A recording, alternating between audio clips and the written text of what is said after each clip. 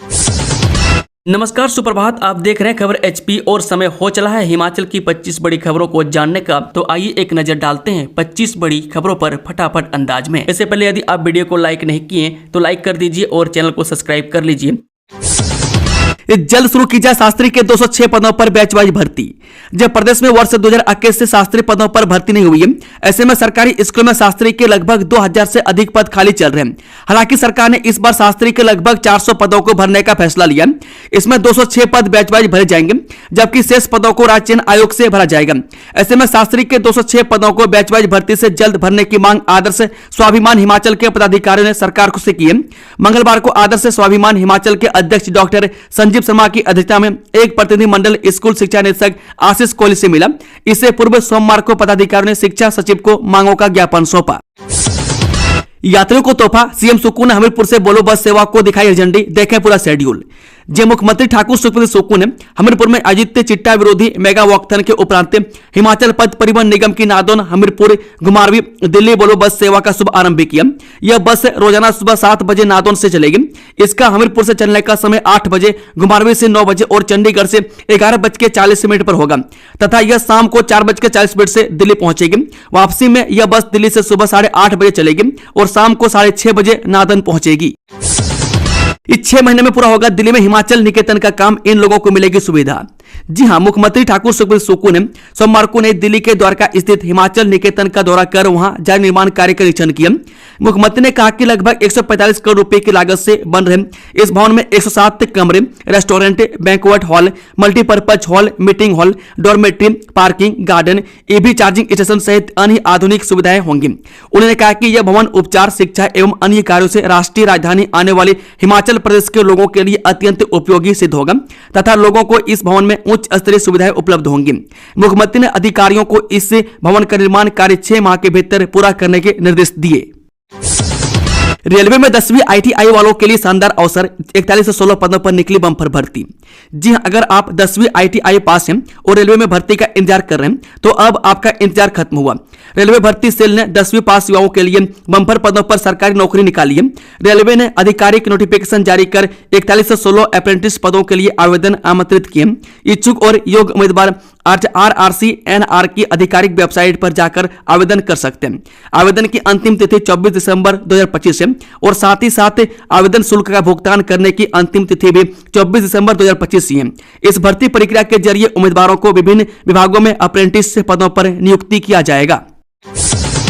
Book से पढ़ाई बच्चों पर डाल रही विपरीत असर। विभाग ने लिया संज्ञान, स्कूल प्रमुखों की जिम्मेदारी तय। हिमाचल प्रदेश में हेल्प बुक से पढ़ाई करने पर बच्चों पर विपरीत असर पड़ रहा है, जिसका शिक्षा विभाग ने संज्ञान लिया। विभाग ने इस मामले में स्कूल प्रमुखों की जिम्मेदारी तय करने का निर्णय लिया। हेल्प बुक के इस्तेमाल से बच्चों की शिक्षा की गुणवत्ता प्रभावित हो रही है, जिसके चलते विभाग अब सख्त कदम उठा रहा है। बता दें कि आदेश की अनुपालना के लिए मुख्य अध्यापक प्रधानाचार्य को अधिकृत किया गया। इन्हें निर्देश दिए गए हैं कि यदि कोई शिक्षक क्लासरूम में हेल्प बुक से पढ़ाते हुए पाया जाता है तो उसके खिलाफ अनुशासनात्मक कार्रवाई करें। निदेशालय को भी इस बारे में सूचित करें।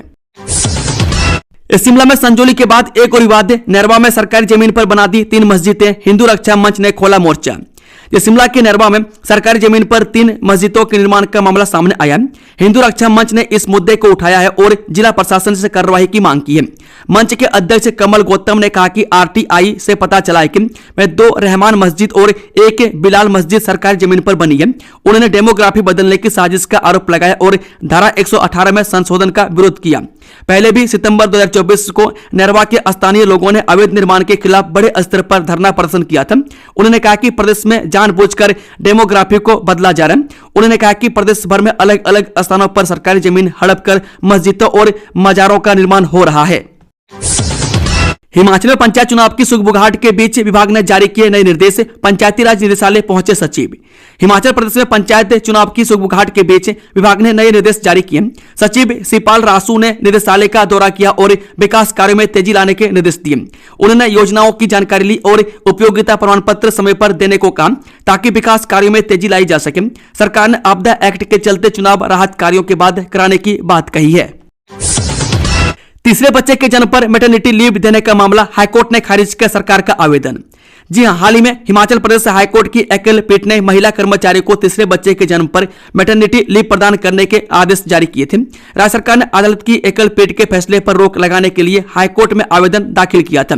अब हाईकोर्ट के मुख्य न्यायाधीश की अगुवाई वाली खंडपीठ ने राज्य सरकार के आवेदन को खारिज कर दिया। बता दें कि सरकार ने आवेदन के तहत एकल पीठ द्वारा तीसरा बच्चा होने पर भी मातृत्व अवकाश देने के फैसले पर रोक लगाने की मांग की थी। मुख्य न्यायाधीश न्यायमूर्ति गुरमीत सिंह संधावलिया और न्यायमूर्ति जियालाल भारद्वाज की खंडपीठ ने कहा कि प्रतिवादी महिला ने नौकरी में आने से पहले 2 बच्चों को जन्म दिया था। अब यह मामला तीसरे बच्चे से संबंधित है, जिसका जन्म नौकरी पाने के बाद हुआ था।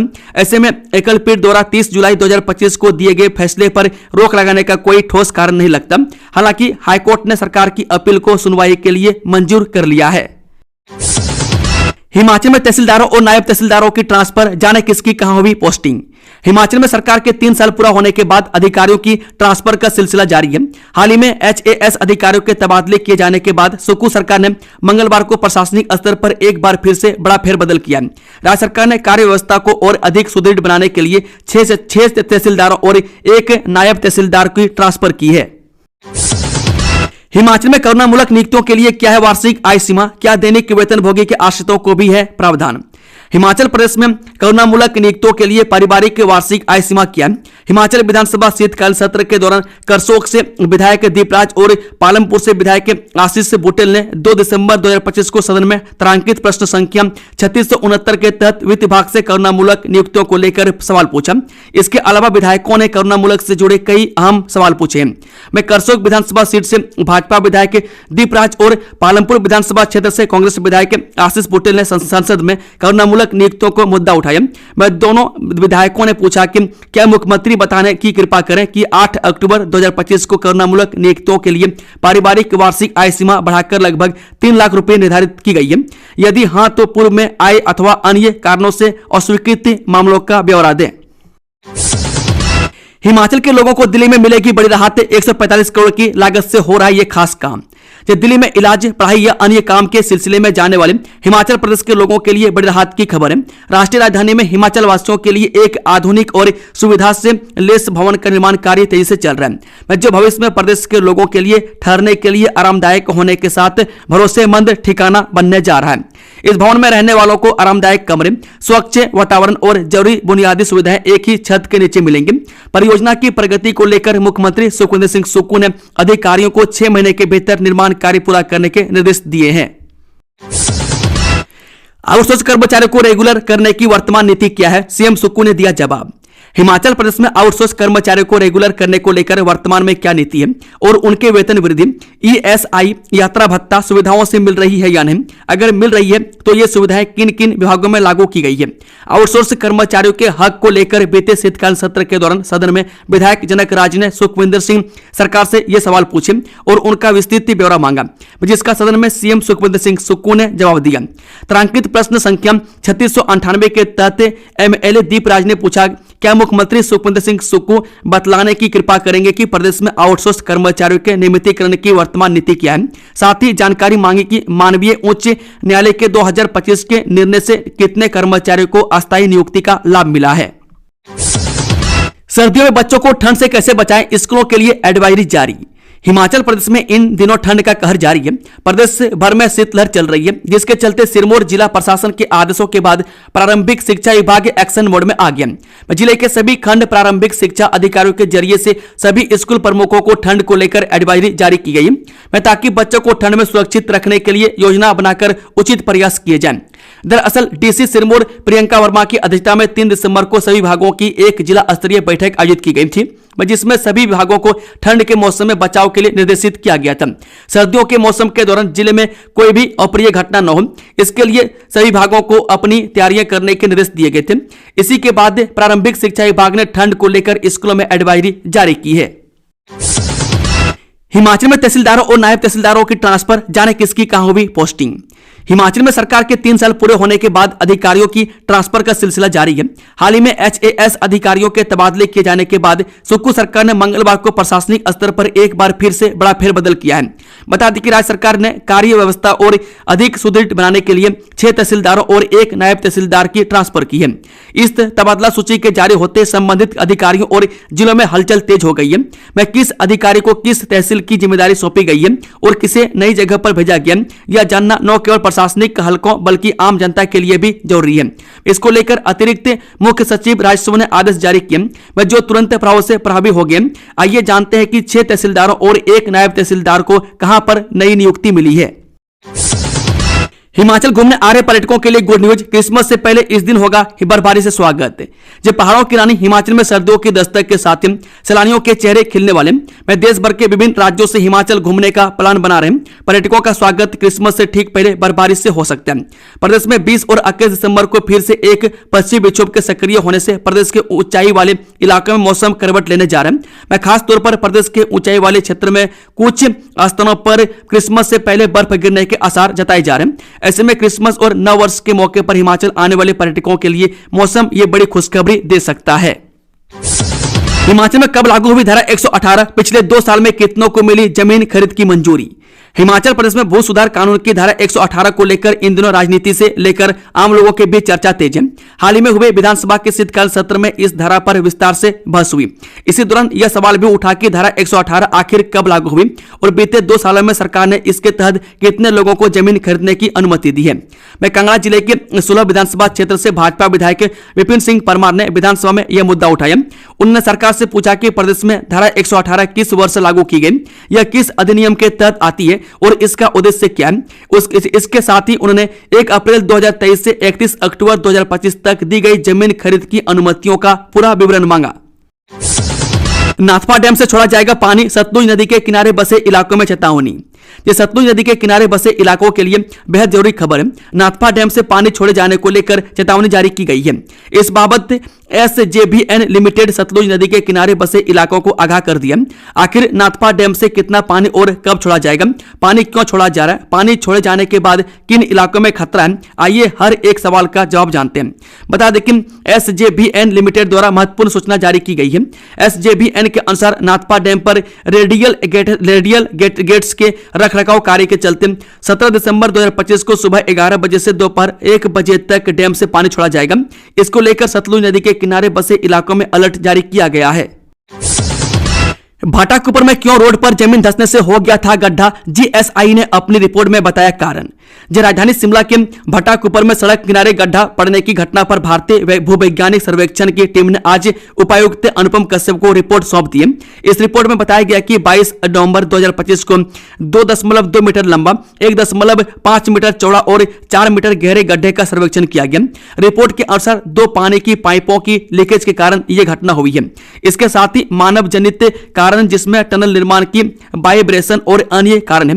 टनल निर्माण के लिए ब्लास्टिंग पूर्ण रूप से बंद करने का सुझाव रिपोर्ट में दिया गया। इसके अलावा मैनुअल तरीके से काम करने पर कोई रोक नहीं है। राजभूषण चौधरी बोले, पांवटा साहिब में यमुना स्वच्छ करने का प्रोजेक्ट पूरा, गंगा मिशन के शोध को मंजूरी। केंद्र सरकार ने कहा कि हिमाचल प्रदेश के पांवटा साहिब में यमुना नदी के प्रदूषण को कम करने के लिए शुरू की गई परियोजना पूरी हो चुकी है। अब इसका नियमित संचालन राज्य सरकार कर रही है। केंद्रीय जल शक्ति राज्य मंत्री राजभूषण चौधरी ने मंगलवार को यह जानकारी संसद में राज्यसभा सांसद डॉक्टर सिकंदर कुमार के सवाल के जवाब में दी। केंद्रीय मंत्री ने बताया कि पांवटा साहिब में यमुना नदी में गिरने वाले गंदे पानी को रोकने और उसका उपचार करने के लिए 11 करोड़ 57 लाख रुपए की लागत से इंटरसेप्शन और डायवर्जन प्रणाली तथा 1.72 MLD क्षमता का सीवरेज ट्रीटमेंट प्लांट लगाया गया। यह परियोजना पूरी हो चुकी है और इसका संचालन हिमाचल प्रदेश सरकार के सिंचाई एवं जन स्वास्थ्य विभाग द्वारा किया जा रहा है। इससे यमुना नदी की जल गुणवत्ता में सुधार आने की उम्मीद है। दिसंबर में तापमान के टूट रहे रिकॉर्ड, शिमला में रात का पारा 34 साल बाद सर्वाधिक। जब पहाड़ों पर सर्दी के मौसम में दिन के समय गर्मी का एहसास होने लगा, वह दिन के साथ रात के तापमान में भी बढ़ोतरी दर्ज की गई है। राजधानी शिमला में रात का पारा करीब 34 साल बाद सबसे अधिक रहा। पूरे प्रदेश में लगातार दूसरे दिन शिमला का रात का तापमान सर्वाधिक रहा। इससे पहले साल 1991 में 17 दिसंबर को शिमला का न्यूनतम पारा 13.8 डिग्री सेल्सियस दर्ज किया गया था। वह सोमवार रात को शिमला में न्यूनतम तापमान 11.4 तक पहुंच गया। बद्दी में वन रक्षक 50,000 रुपए की रिश्वत लेते गिरफ्तार, इस काम के लिए मांगी थी घूस। जी हां, विजिलेंस ने एक व्यक्ति से रोड क्लियर करने की एवज में 50,000 रुपए रिश्वत लेते हुए वन रक्षक को गिरफ्तार किया। विजिलेंस आरोपी को आज सोलन अदालत में पेश करेगी। डीएसपी विजिलेंस डॉक्टर प्रतिभा चौहान के नेतृत्व में कार्रवाई की गई। वन रक्षक मुकेश कुमार को टीम ने उसे पंजहारा में जाल बिछाकर पकड़ा। मुकेश कुमार नोलोबी की सड़क पर पड़े मलबे को हटाने की शिकायत के निपटारे के लिए रिश्वत की मांग कर रहा था। वहीं पंजहारा बीट के वन रक्षक मुकेश कुमार के पास एक व्यक्ति की शिकायत आई थी कि रोड से मलबा हटा दिया, व्यक्ति ने यह मलबा बेच दिया है। मनाली घूमने आई पश्चिम बंगाल की पर्यटक की मौत। जी, मनाली घूमने आई पश्चिम बंगाल की 61 वर्षीय पर्यटक की मौत हो गई है। मैं तबियत बिगड़ने के बाद उसे उपचार के लिए सिविल अस्पताल मनाली में लाया गया था। महिला मोनिका बाइन पत्नी रंजीत बाइन निवासी देवोग्राम, थाना गगनापुर, तहसील रानाघाट, जिला नदिया, पश्चिम बंगाल अपने बेटे मंजूजीत बाइन, बहू विदिशा बाइन और पोते मैथ्यू के साथ 14 दिसंबर को मनाली घूमने आई थी।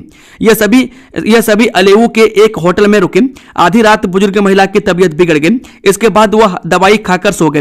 मैं कुछ समय बाद परिजन उसे सिविल अस्पताल मनाली ले आए, मैं जहां डॉक्टर ने उसे मृत घोषित किया। इस संबंध में एसपी मदन लाल कौशल ने कहा कि परिजनों ने बुजुर्ग महिला की मौत पर किसी तरह का संदेह नहीं जताया है। नशे के हॉट स्पॉट की पहचान शुरू, 234 पंचायतों में तस्करी की सूचनाओं की गई समीक्षा। हिमाचल प्रदेश में पंचायत स्तर पर नशे के हॉट स्पॉट की पहचान शुरू हो गई है। मुख्यमंत्री सुखविंदर सुक्खू के निर्देशों पर सोमवार को प्रदेश की 234 पंचायतों में नशा निवारण समितियों की बैठक आयोजित की गई। बैठकों के माध्यम से नशा निवारण समितियों को पुनर्गठित करके सक्रिय करने की कवायद भी शुरू कर दी गई है। पहले चरण में प्रदेश की 234 अत्यधिक नशा प्रभावित पंचायतों में नशा निवारण समितियों की बैठकें आयोजित की गई। बैठकों में नशा तस्करी से संबंधित स्थानीय सूचनाओं की समीक्षा की गई। नशों के खिलाफ जागरूकता अभियान की रूपरेखा पर चर्चा की गई तथा आगामी रणनीतियों पर विचार विमर्श किया गया। हिमाचल प्रदेश में विंटर टूरिस्ट सीजन शुरू, हवाई सेवाएं बंद होने से पर्यटन पर असर। जी हां, हिमाचल प्रदेश में विंटर टूरिस्ट सीजन शुरू हो गया, लेकिन शिमला से हवाई सेवाएं बंद हैं। उड़ान योजना में चल रही हवाई सेवाएं 3 महीने बाद भी बहाल नहीं हो पाई है। मैं दिल्ली शिमला धर्मशाला और शिमला अमृतसर के लिए हवाई सेवाएं सितंबर से बंद चल रही है। इन रूटों पर एलायंस एयर हवाई सेवाओं को संचालन कर रही थी। हिमाचल सरकार के साथ MOU हस्ताक्षरित होने के चलते कंपनी ने 31 दिसंबर तक सेवाएं बंद रखने का फैसला लिया है। गाद और पानी से जूझ रहे 6वीं से 17वीं सदी के शिखर शैली के मंदिर जल स्तर घटने से लगे दिखने। जब गोविंद सागर झील का जल स्तर में कम होने लगा, इसके साथ ही कहलूर रियासत के ऐतिहासिक मंदिर एक बार फिर सांडू मैदान क्षेत्र में बाहर निकलने लगे। बीते 4 माह से जल समाधि में रहे ये मंदिर धीरे धीरे पानी और गाद से मुक्त हो रहे। झील का पानी कम होने से भाखड़ा बांध पर भी दबाव घटने की उम्मीद है। मैं हर साल की तरह इस बार भी फरवरी के अंत तक ये मंदिर पूरी तरह दिखाई देने लगेंगे। मैं भाखड़ा बांध बनने के बाद वर्ष 1960 में कहलूर रियासत के दर्जनों ऐतिहासिक मंदिर गोविंद सागर जिले में समा गए थे। इनमें से आज भी 8 मंदिर किसी तरह अस्तित्व बचाए हुए हैं। इस शिवकिला के रास्ते चीन के साथ जून से शुरू होगा व्यापार, विदेश मंत्रालय ने दी मंजूरी, जाने विस्तार से। जिला किन्नौर के पू खंड में पड़ने वाले शिवकिला दर्रा से चीन के साथ व्यापार के लिए विदेश मंत्रालय ने मंजूरी दे दी है। केंद्र से स्वीकृति मिलने के बाद अब अगले साल जून से शिवकिला के रास्ते चीन के साथ व्यापार शुरू हो जाएगा। हिमाचल प्रदेश हाईकोर्ट ने कहा कम्यूटेशन की अवधि क्या है, स्पष्ट करें सरकार। हिमाचल प्रदेश हाईकोर्ट ने कम्यूटेशन मामलों में राज्य सरकार से स्पष्टीकरण मांगा।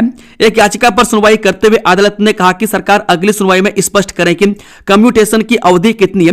इस मामले में न्यायाधीश विवेक सिंह और न्यायाधीश रोमेश वर्मा की खंडपीठ में 7 जनवरी को सुनवाई होगी। मैं पहले इस मामले की सुनवाई हिमाचल हाईकोर्ट के तत्कालीन कार्यवाहक मुख्य न्यायाधीश तरलोक सिंह चौहान की खंडपीठ कर रही थी। हिमाचल में तूड़ी 300 रुपये प्रति क्विंटल महंगी, अब दाम 600 की जगह 900 रुपये प्रति क्विंटल। हिमाचल प्रदेश में पशुपालकों के लिए जरूरी पशु चारा तूड़ी लगातार महंगी होती जा रही है। बीते 2 महीने में तूड़ी के दामों में करीब 300 रुपये प्रति क्विंटल का उछाल दर्ज किया गया। 2 महीने पहले तूड़ी 600 रुपये प्रति क्विंटल मिल रही थी, वहीं अब इसके दाम 900 रुपये प्रति क्विंटल तक पहुंच चुके हैं।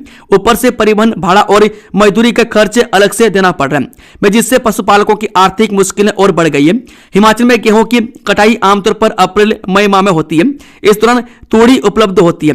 मैं अभी कटाई का समय दूर है, ऐसे में आशंका जताई जा रही है कि आने वाले दिनों में तूड़ी के दामों में और बढ़ोतरी हो सकती है। डीपीई पद मर्ज होने से हिमाचल में शारीरिक शिक्षकों की पदोन्नति प्रक्रिया हुई ठप, जाने पूरा जानकारी। हिमाचल प्रदेश में डीपीई पद मर्ज होने से शारीरिक शिक्षकों की पदोन्नति प्रक्रिया ठप हो गई है। प्रदेश के 400 से अधिक वरिष्ठ माध्यमिक स्कूलों में 9 डीपीई पद और 9 ही प्रवक्ता शारीरिक शिक्षा के पद सृजित हैं। पदोन्नति से भरे जाने वाले 150 से अधिक डीपीई के रिक्त पद भी मर्ज कर दिए गए। में आरटीआई में खुलासा हुआ है कि डीपीई के पदोन्नति कोटे का एक भी पद अब रिक्त नहीं है।